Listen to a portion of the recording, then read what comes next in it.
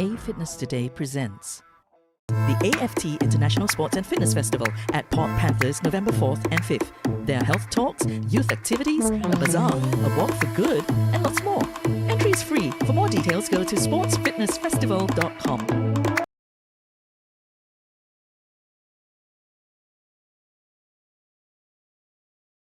Welcome back. Today we're going to be looking at chronic disease prevention, right?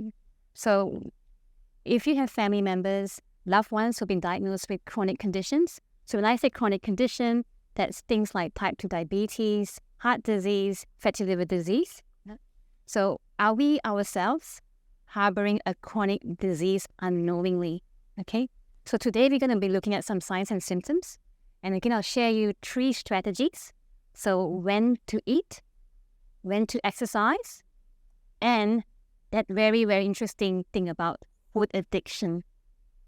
And for those at home, okay, apa khabar, our Malaysian and our Asian and everywhere else in the world, Australia, New Zealand, I've explained to the group, I've put down Natasha Bedingfield's lyrics here, that because today is where your book begins, the rest is still unwritten. Okay, so let's hope for more good things to come. And we're talking about chronic disease. So for those of you who have just joined us and didn't attend my first workshop, my name is Theresa. I'm a pharmacist, health coach, and a podcaster. And my family history is type 2 diabetes. So on my dad's side, my gong, he had a stroke from one of a very common consequence of type 2 diabetes. And on my mom's side, my other grandfather had his limbs amputated. And so he was very active. He was a badminton player, and he used to cycle around the neighborhood with my cousin in the bicycle, like a basket. So it's very, very, impactful. And even in Australia, when I see clients, I have seen blindness, I have seen amputations, and obviously heart disease, which is one of our biggest killers. Yeah. So it is concerning. And turns out with chronic disease, there is a point of no return where there's irreversible damage. But like Natasha Bedingfield, the book is still unwritten, and we can start from today, all right? So the disclaimer is I am not a medical doctor, but my services as a health coach and a pharmacist supplements what the medical centers do. But you should always seek your doctor's advice for any medical advice or treatment, all right? Now that we've had the legal bits out of the way, so this session today is very interactive. Feel free to ask questions, relax. This 45 minutes is for you. I'm trying to again see how we can actually prevent chronic disease. Alrighty, so the screen in front of you here is just a basics that why is it that some diets work and some don't? Okay, so carbs, we know, for starchy foods like your pasta, your rice, your potatoes, and your proteins, which is your meat. We've gone through that. We got your fats, your butter, etc. So whatever macronutrient, large nutrient that we actually indulge in will end up either being immediate release glucose or sugar or stored as fat. Okay, so no matter what we eat, so sugar is immediate release energy, and if you got too much of that, it gets stored as fat. Okay, so for those where the low carb diet works, when they reduce carbs, then they have less fat. So that's how it works. So if you're on a low fat diet, then you have less fat as well. So it depends on what you're actually overindulging in. And that's why it's important to again track what you actually control. Does anybody do any tracking, like food tracking on a regular basis? No. So Angela was telling me she uses MyFitnessPal, which is an app. There are many apps available. The one I like is called Chronometer. Okay, has anyone come across it? So what I like about it is on the free version, where you can actually double click on what you're eating, and it's got a good list of all the ingredients because you want to know what sort of micronutrients. So we've got the macronutrient covered, your carbs, your proteins, and your fats. We want to go to the next intermediate level and ensure that you've got enough vitamins and minerals or micronutrients, which is your small nutrients. Okay. All right. So as highlighted, we call this fat that we store. So most people store it under the skin. So you might have like a belly fat. But when you actually run out of space in the belly, did you know that the fat gets stored in your vital organs? So there's a professor in Newcastle upon Tyne in the UK where they have an MRI where they can look and scan where the fat is. And you can see there that you can go into the liver, the epiperimyocardial, the heart area, the pancreas, the renal, the kidneys, and your muscle. Okay. So any excess fat, just like when you're on home, you run out of space, then, you end up filling up the corridors and anywhere else you can find space. The same with the body. Yeah. And that can be a problem because if you've got fat in your pancreas, which is a vital function that produces insulin to help manage your sugar, and if there's fat, it's not going to work well because it's not the fat worsens and reduces its function. So what's the next? Yeah, that's the kidneys. Good. Getting sinus. Yeah. So the kidney area, the part of the kidney. So it can really go any part of the organ. When you run out of space under the layer of the skin, it goes into your vital organs and it actually disrupts its function. Okay? So the continuum of disease is real. And that's why, we think about prevention. We think, we have got no symptoms, or we think, we can't actually be okay. So I actually was diagnosed with fatty liver disease. So yeah. So what it means is that you got fat in the liver. Okay. So for it to be diagnosed, you have to have a significant amount of fat, and it's about minus plus 5%. But I didn't have any symptoms, right? So there've been many people going around with fat in those vital organs and not know about it, and they call me a toffee. Which is thin on the outside, but fat in the inside. Yeah. So even though if you look lean and mean, it doesn't mean that you're not storing excess fat. So the liver disease timeline is interesting because it tells us something as inconsequential as fat and the buildup of it can be a problem. I think of it as you start this forest fire. Okay. Once you start the fire, then you're going to have damage to all the environment, and it's going to have the correct. So that's what inflammation does. So if you look at the healthy liver, it starts off looking nice and juicy, and the liver is such an important organ for breaking down foods and medicines and chemicals and producing lots of hormones, that if you have inflammation, and that's by one of the ways is by fat or alcohol, then you have chronic hepatitis. So hepatitis is inflammation of the liver, okay? So when this accumulates, when the forest fire, cannot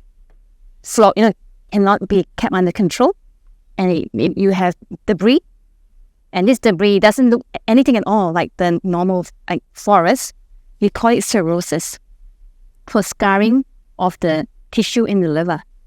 So from a healthy liver, you have inflammation, and as we allow inflammation, the fire to just go uncontrollable, you get scarring, and that's cirrhosis. And when there's too much cirrhosis, that's when liver cancer occurs. So what we eat can make a big difference. And you might not have any symptoms at the beginning, but by the time you get to cirrhosis, it could be too late. Okay? But I'm not here to scare you. I'm here to give you 3 insights to actually... How low is it? Oh, it depends on how much fat or macronutrient that you overindulge in. So it can be too much carbs, it can even be too much protein, and can be even too much fat. But I think the key thing is Mother Nature's made it. If you eat unprocessed, you're going to get enough food. Eggs is a good example. It's full of the right proteins. Okay? So to answer your question, Chris, it depends. It depends on your baseline. Because I said that eggs was a good PhD. That's right. Yes. So it's very confusing, isn't it? Because we don't really know what's correct nowadays. Yeah, you make about that's imagine. Yeah. I think there's a lot of confusion because the data is not accurate. Yeah, and also it's not personalized to the individual. So I normally ask my clients, okay, can you think of your most healthy relative? Okay, and if you think of your most healthy relative, what was their diet and lifestyle like? So I can think of your most healthy relative. This later. What? So I don't know whether you heard that. Like, they're trying to figure out, okay, what's the best diet for for. Coconut milk. So my healthiest living relative was my chocho, who is 92, and so I asked my that's how we call our great grandmother. So I asked my dad, like, what was her diet and lifestyle like? So growing up in Malaysia, chicken was expensive. Yeah. So they might have, One of those things. Yeah. they might have it like maybe once a month or a special occasion. So she had a lot of seafood because prawn and fish was cheap. But then, so Mediterranean style diet seemed to suit my genetics. And the other thing was she was very strong because in those days they used a charcoal wood stove. She had 8 like grandkids to look after, so she had to go and do it herself. So you had to be very strong to be able to cook for your family. So for me, Mediterranean and being, active is important. So what about your families? Like, can you think of your healthiest relative and what their diet and lifestyle was? You can be their role model. Yeah. Yeah. And that's what a lot of my clients do, because when you've actually, we know that health is so simple and you apply it to yourself, they see you so happy and healthy because your health is your wealth and they only want to follow. I've had clients where they started eating salads and avocado, and then their kids starting eating that as well. And then, another one eating pate, like chicken liver pate as well. So it's interesting how intergenerationally and culturally, how food is so important. And what you feed your kids and your grandkids will set them up for life. So powerful, isn't it? Yeah. Okay. So you've got your question there. What's your eating window? Okay. So when you start eating and when you finish, okay. For some people in Malaysia, they like their supper. So after dinner, they go out. Yeah. Or fried chicken when I was growing up.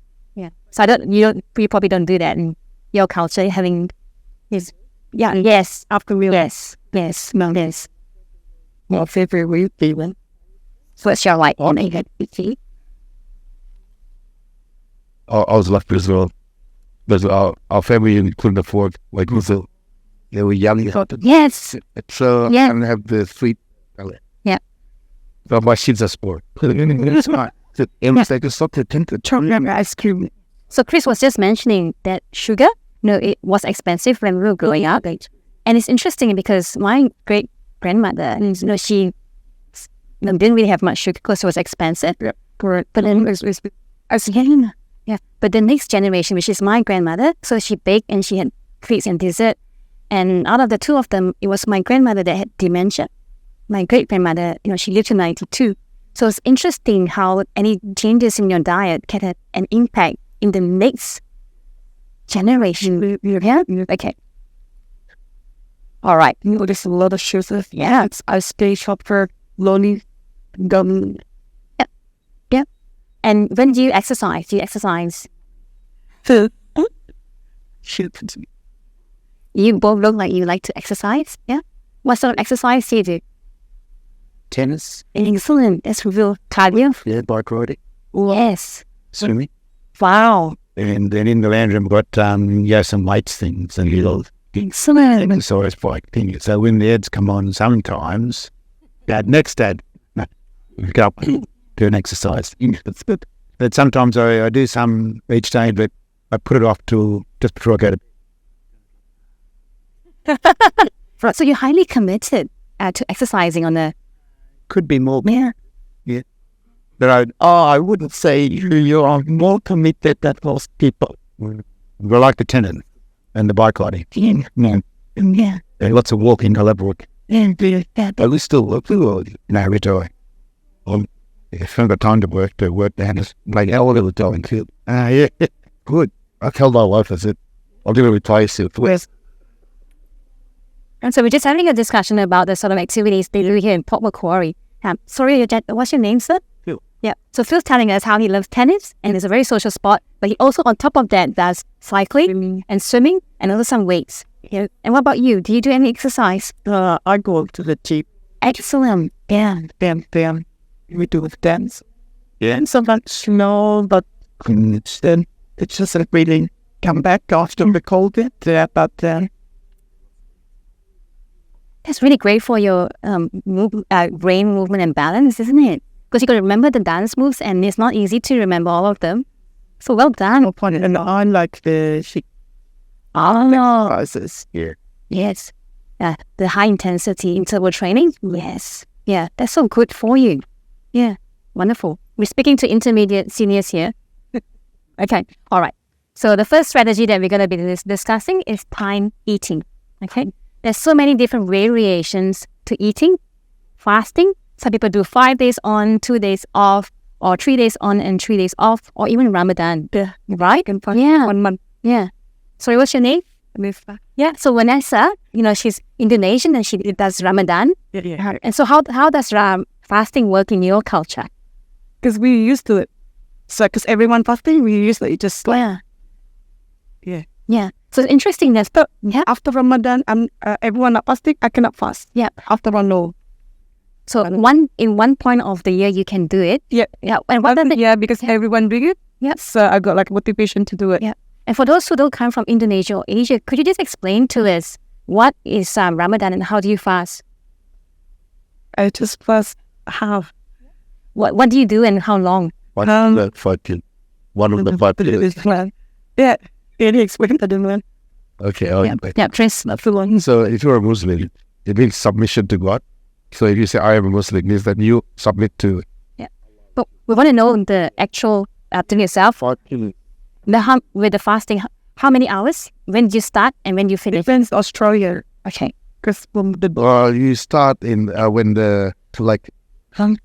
when in the morning Fajr prayer, which is like when the sun, when it comes up, you can't eat anymore. yeah. Okay. After the sun. How many hours is that? Because some Australia is different. Every month is different. So it has to be at least 12 hours or more. If some are more. So you fast for 12 hours, which means that you have another 12 hours where you eat. Depends where you are in the world. But if you're in the Scandinavian, It depends on the sun rise and the sun down. So isn't it interesting that, all the ancient cultures, the Muslims and the Christians, they have some form of fasting. Yes? So there's so many different types. So how do we apply these principles in modern day, wherever you are, right? So they did a study of 2 groups of people. So they had pre-diabetes. So they have something called metabolic syndrome. Then you have the quadruple factor, that your blood pressure is high, your cholesterol is high, your weight is high, and your heart, is probably not the best. So they had the group that was in the treatment trial eat in a 10-hour window. So they could choose any time. So whatever suits their, environment. It could be 8 a.m. and then you finish by 6 p.m. So when after 3 months, they found that the biomarkers, their body weight dropped by 3 kilograms. Their waist circumference, remember how we talk about how it reflects your heart disease and your diabetes also dropped. Blood pressure dropped, your cholesterol dropped, and bonus, you had better sleep. Interesting, we talk about detoxification and sleep. So interesting that when you have more time for housekeeping, so you actually prioritize sleep. So you're not eating because the body will always prioritize digestion. So when you have no food, you can switch over to housekeeping. And that's when we do detoxification. That's when we do great memory consolidation. And that's when we do healing and recovery. And that's why not enough sleep is a risk factor for dementia. Yeah. So it all adds up. Like the information is there if you actually know where to find it. So what I like about time eating, so for just eating in a 10-hour window, is free. So this group, they did not have a special diet. They had the same diet. They just changed the time of eating. And 10 hours seemed to do the trick. So I was, on my podcast, The Enlightened Pharmacist, I interviewed a neurologist who is a brain specialist. And he does a lot of research on people with brain disorders, things like Parkinson's disease, the Alzheimer's dementia, brain cancer. And he found that fasting was a very useful tool. And his thinking is, when you have food, the body will always have so much work to do. And because in today's modern society, we have access to food 24/7, which means that our body, our kitchen is always on. And so where do you have time to do housekeeping? Yep. Let's get this good. Okay. So some tips for time eating is you want to again help our body wind down. So 3 hours before bed is a good time to say, okay, let's switch over from kitchen duties to housekeeping. Okay. And you can choose your eating window. So my clients who are, moms, have got families, they can have an earlier dinner. So they might break the fast at 8 in the morning and then finish dinner by 6 p.m. Yep. So I've also got seniors that perhaps they start a bit later, like they can start at 9 and finish by 7 p.m. But whatever works for you. And that's what I like about this strategy. You can apply it, and it's sustainable according to your individual circumstances. Yeah. And one of the things is it's hard. Remember I was saying as we grow older, we're less sensitive to thirst. So one way, so we're not as thirsty as before, and we don't feel thirsty even though we are dry. Okay. So drinking herbal teas is a good way because you're adding antioxidants. Does anybody have any favorite herbal teas that they like to drink? Yum. Wow. Lemon and ginger. Yum. Lemon ginger. Yeah. So licorice and lemon and ginger. Do you have any? Yeah, lemon ginger. Yes, ginger is excellent. When you get to my oxalate paid workshop, we're talking about tea. So one tea bag has 20 milligrams of oxalate. So which a low oxalate diet is less than 50 milligrams. So if you have a lot of tea, you can have a lot of oxalate. What about like Indian tea? Yes. So that's got the added spices. So that's bonus because it's antioxidants. But remember, it's still tea as well. So it's still got the oxalate. Yes. Yeah. So especially remember how with tea, it has caffeine. And as we grow older, it takes more than washing it to clear. So one other tea that I haven't mentioned here is rosella tea. Has anyone come across it? It's sort of a red hibiscus. When you actually pour it, it's red, and actually it originates in Asia, but we can grow it in Brisbane as well. So in fact, my own house, I have 2 rosella tree bushes. So the best thing is if you grow your own, you can just get highest nutrient density from your backyard. Yeah, and you become more self-sufficient as well. So I started doing my own herbal mix last year, just from the herbs in the garden. What do you add in your mix? Oh, it was whatever it was, spear, Fennel, sage, tarragon.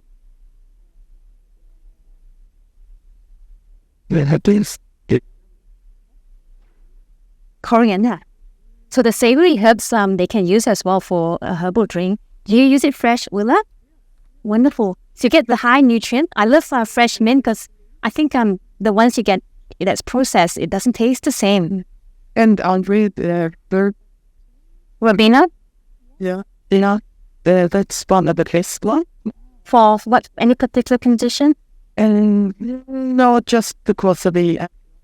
That's right. So instead of just drinking plain water, if we actually spike it with this amazing fresh herbs that you have in your garden, you're getting these antioxidants and all these wonderful things that you can't get from just plain water. I love it. Yeah, mint tastes so different when it's fresh versus from the tea bags, isn't it? Yeah. Wonderful. Just, all the herbs get on again. Yeah, this is great tips we're getting from each other. Thank you. All right, second strategy. When do you normally exercise? So if you're time poor, would you go for 10 minutes split into 3? So breakfast, lunch, dinner, or would you go all at once, 30 minutes all at once? In theories, tennis starts at 7:30, goes to around 11.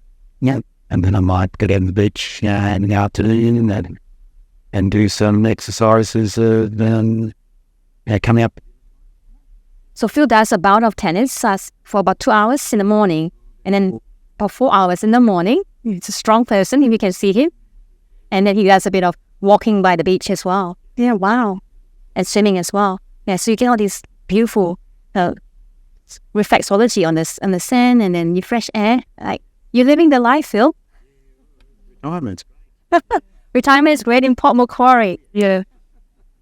Okay. So when they did studies, if you time plot, places where you're more in the city, the data is that you can actually have more regulation of your blood pressure, your sugar, your regulation, as well as your weight, if we actually split it versus all at once. Okay?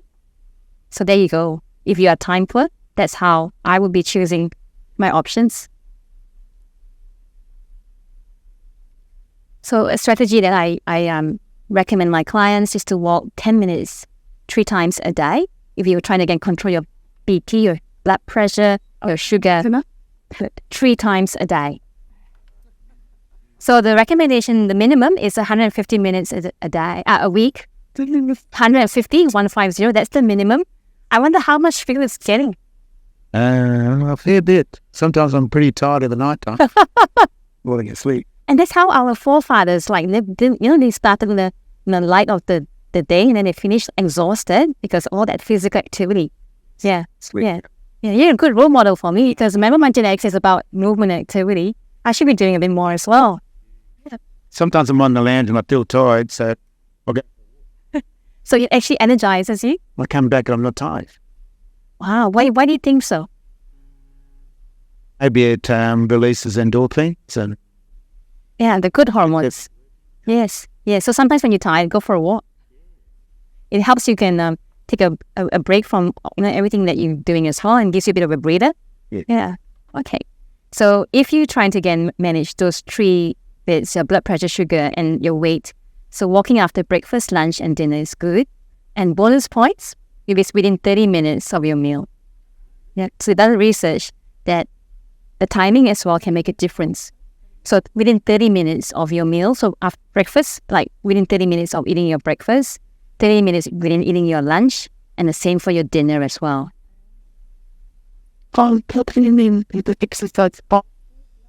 Yes. So if you're trying to regulate your blood pressure, your sugar, and weight loss, the research says the best time to do that is within 30 minutes of eating, whether it's your breakfast, lunch, or dinner.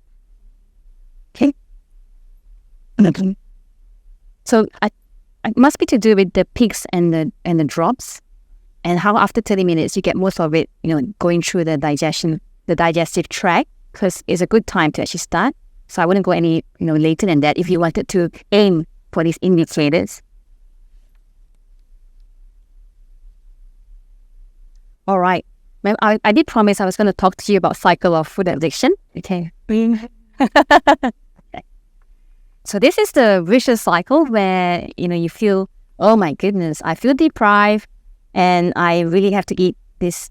And you binge in it. You binge because you feel like, oh my goodness, that chocolate, that dessert, that potato chips, it's on special, so I have to get it. The gula melaka. Yes. And a couple of elbowing here and there. Okay. So that's when you feel ashamed, isn't it? When you've had too much, and then you tell yourself, I'm going to do better tomorrow. And then this cycle, it just continues. There's a bit of physiology there as well. So the best way to figure out, to get a clue of what you might be addicted to, is to ask yourself this question. When you come back home from work or from an activity, and the food that you're after is not in the pantry, it's not in the fridge, but you must rush out and get some more. Okay? Can you think of that food? Not really. Okay, so you not really have any food addiction. Yeah. Only the nuts. Only the nuts, the peanut. And that's the thing, that there are alternatives. Yeah. Do you have any food cravings or anybody who has food cravings? I do, but it's hard to get anyway. Isn't it? So because here like less Asian shop, so I have to wait for 1 week because they're selling the gula melaka, the very sweet. Yesterday I bought 2 packets and then I feel sick. It's too much. Sure. Because traveling nearly 1 hour to get that food. Luxury. In my country, it's easy on the street everywhere. Yeah, it's very sweet. The gula. No, so gula melaka is the palm sugar that you get from the tree. Is it from the coconut tree or something along those lines? Palm tree, from the palm tree, and they use it in desserts, and it's got this natural sort of like flavor. It's a bit like caramel. 2 bowls yesterday. So I still a bit sick. Yes. Yeah, hard to get that. Because I have to wait. I have to travel 1 hour to get the food. Yep. It's very yummy, isn't it? So that we just now every 6 months. we'll get there. I find if I have sugar, something sweet, it takes about 7 days to lose that want for more sugars. After 7 days, I sort of don't want the sugar. I just should stop this with that craving. I had the craving for another 7 days. Is there any particular sugar type of food or? Well, we're careful. We don't bring much home. And we had wheat bit because it's 5-star rating with a bit of peanut butter on it. No sweet, feels good. And no soft things like that. But we have, apples and things. But yeah, if we go out and say, we've been good, we'll have a muffin or something like that. And the next day at 3 o'clock, feel like something sweet again. You just got to be strong. It's this roller coaster ride that we have, isn't it? When you have this peak of sugar rush, it actually releases noradrenaline, which is energy. And then you think, oh my goodness, when you are down, you are so tired and you are fatigued, and so you want some more. So this physiology is real, and it can affect you. And I'll just draw the curtain on a little bit more information here. Believe it or not, they've done research on the most addictive foods. Okay, one they did a survey, and then they asked, which ones you were, you had cravings for, and you had to go and have some more. On the left hand side is your chips. Yeah, my kids love it.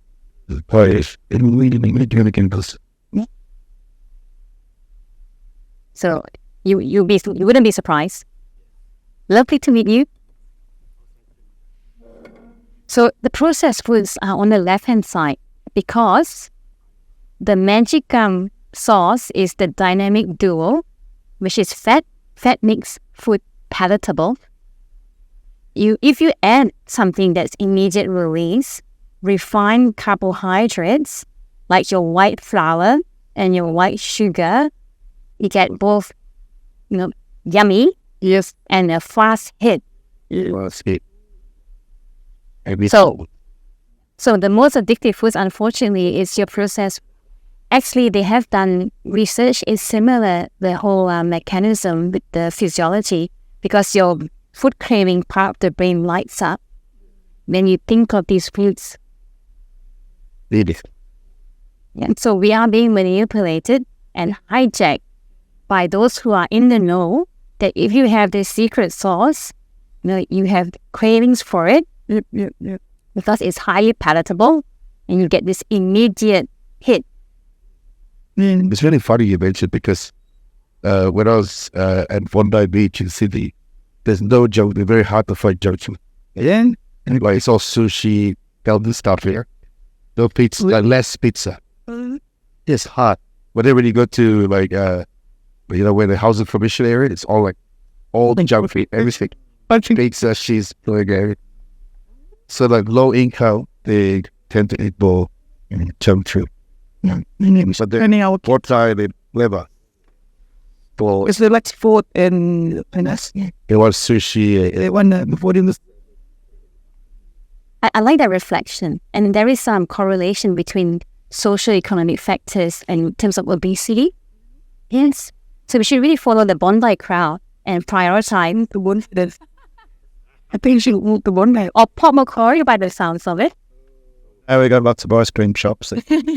Lots of pet shops. Yeah. No, but because of that food addiction, the secret sauce, those in the know are using it to maximize our taste buds, our physiology, So now you know the secret sauce. Would you do things differently now? Secret sauce. Yeah, that's just Okay. So on the right-hand side is what you can eat because it's not addictive. So Phil was mentioning he does fruit, and there's, somebody said salmon, and yeah. So water is also not addictive. I wonder why. Okay. Yes, that's your vegetables and your fruits. So if you had a choice, which one would you go for? good ones. Everything's about choice, and you have the power to choose. You can work with your fork, especially now that you know about the secret sauce. Well, Chris knows what the secret sauce, fat and sugar. So fat is makes it taste good, and the refined carbohydrates and white flour and white sugar that's processed gives you the immediate hit. Yeah, this what tastes nice. Yes, and you get it fast, and then when you don't get it, you want some more because it drops. When you have this roller coaster, right? So we want to regulate the sugar because your body likes things in balance. It's inefficient to have the roller coaster ride. Okay. So already we talk about the strategies. We choose more whole foods that's fresh and avoid that processed. But organic is expensive. Yeah.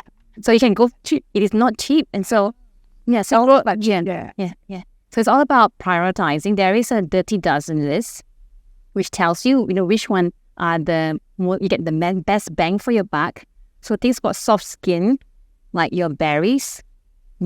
Obviously you want to go organic because anything that's soft will absorb the pesticides. Yeah. So if you Google the dirty dozen, it gives you a list of what's safe and what's not so much. So avocados are something that you can buy non-organic. It's not on the dirty dozen list. It's one of my favorite fruits. Yeah. Okay. So shop the perimeter of the supermarket where the fresh fruit and vegetables live. Well, like me, you can grow your own. Do you? Wow. Do you get a lot of avocados? There are a dozen. So it has to be reach maturity before it fruits, right? Oh, wow. But then this year, possum got in there, had a bite of nearly all the avocado. Oh, So I got about half of those. Yeah, in Brisbane as well, we have the most greedy possum in the whole world.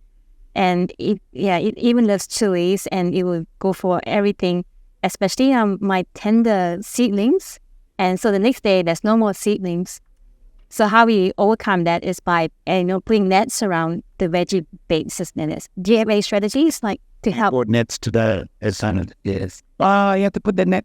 But then doesn't like this is just like on the floor.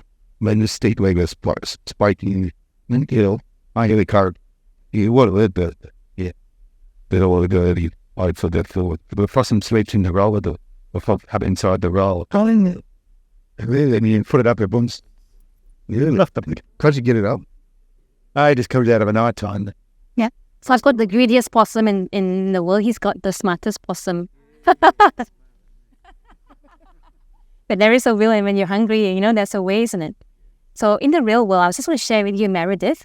So she's a busy professional, and she's tried all the different diets, hasn't made a difference. But then when she actually changed her eating window, it just dropped. Okay, so just by changing when you eat can make a difference. That study was about 3 kilograms. So easy weight that you can shake off. Right? And the reason why people fail is the growth versus fixed mindset. Yeah. I don't know whether anyone's come across a growth versus a fixed mindset. So growth is, for example, you ask yourself, okay, she said oxalate, and oxalate is in those health foods, and you're sort of curious, even though you love health food. So you're curious as to why. Why is it that she's saying that oxalate is not good, and why I should be withholding from peanut? So that's a growth mindset. It's you're curious as to why she's saying that. If you have a fixed mindset, you're like, I'm not going to give up my peanuts. Life is too short. I'm retired. I can eat whatever I want because you know what? It's a short life. But then if you continue like this, and if oxalate is your poison, how is it going to serve you? We know that kidney stones are one of the consequences of too much oxalates in the kidneys. And it's one of the most painful conditions to have to go through. So once you've had it, you would do anything to prevent it, even maybe avoiding peanuts. But again, it's your choice. And luckily, it's not an anaphylactic reaction where it's all or nothing. So my nephew, he has a peanut allergy, so can't have peanut full stop. But for those, because or else he has all the anaphylactic reactions, you can't breathe, you have all this inflammation and you choke. So we have to have an EpiPen or adrenaline handy just in case it goes that far. Because believe it or not, peanut is very prevalent, especially in Chinese cooking. So you just have to be extra cautious if you have anaphylaxis. But luckily with these diets, it's knowing again what you're eating, how much your body can tolerate, and consistently making best choices for your genetics and predisposition. It is that easy. Very strong too. Yes, when you know why you're doing this, you're role modeling this for your grandkids. When they see Nana and Pops healthy, they know that you can have a full and happy life when you are retired. You can exercise, you can have a big social community. Life can be good, right? So that's the end of my session. And I'll be going through my paid workshop, which goes through the different food triggers. So what is it that could be causing joint pain, sleep problems, gut issues? And we're going to unpack the top 3 food triggers, which I can reveal. It's sugar, which we've all talked about earlier. And the glucose goddess, she does a lot of good. Glucose goddess. Yeah. So glucose goddess, she's a biochemist from France, and she's made everything very easy for the individual to understand the science so that they can apply it to their everyday. So we're going to go through sugar, we're going to go through oxalates and histamine. Okay. So any questions before I let you go? Just curious with my back pain. Yeah. Is it related to the food and no exercise as well? It could be. Or is it I could. It could be all at once and everything else, because even suddenly I just got this pain. So food, last year was 2023, finished 2022. I was jumping around, suddenly I got a back pain until today. It's nearly 1 year. Yep. You've had the pain for a year? Yeah. So obviously you need to get it checked out by your... Yeah. So obviously you need to get it checked out to exclude any of the red flags. However, inflammation, is when you got too much of a burden on the body, and it could be mechanical. It could be the foods you eat. It could be so many other different risk factors. The toxins in the environment, nutrient deficiencies. Are you getting enough of the calcium, vitamin D? They checked already. They couldn't find nothing. They can't find anything. Too soft. Yeah, so that's in the mechanics as well. So there's many different ways we can evaluate, because everyone is different. Yeah. They check the bone, everything good, but I can feel it. I feel like I cannot sit down too long, or Bedroom spree. Opposite. I can, because I tried to stop having sugar, and I found the whites of my eyes flew white. Yes. Yes. And coloring. Yes. The fresh food. Good. Yeah. Yeah. It's interesting, because so what you eat can make a big difference if you are keeping track, if you know your baseline. And that's why I designed this health questionnaire, because it's the most basic. The top 5 questions is the foundation, which we discuss, and the rest of it are the layers and the stacks that we actually add. And once we get the foundation right, everything else will fall in place, because you have the raw materials, the protein, to actually build whatever your body requires, and you have the flow to help things move to the right places. And then if you sleep well enough, you can get the mud out of the body. Thank you so much for your time. It's been lovely meeting all of you. And I hope that we actually get to connect again somewhere in the future. It's a pleasure.